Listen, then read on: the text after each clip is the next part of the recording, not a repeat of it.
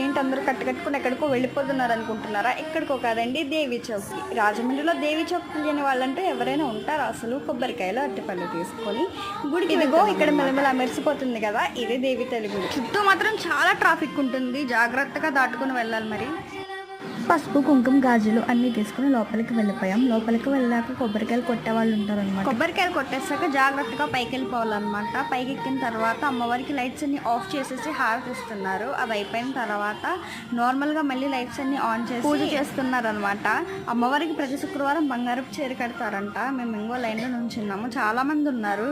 Evening కల్లా చాలా ఎక్కువ మంది వస్తారంట. దర్శనం అయిపోయాక ప్రసాదంగా పులిహార పెట్టారు, తీసుకుని కిందకి వచ్చేసరికి భజన చేయడానికి స్టార్ట్ చేస్తున్నారు అనమాట. అప్పుడే మేము వచ్చేసరికి ఇంకా స్టార్ట్ చేయలేదు. దర్శనం అయితే చాలా బాగా జరిగింది. దారిలో శివాలయం కనిపిస్తే అక్కడ కూడా దండం పెట్టుకుని వచ్చేసాము.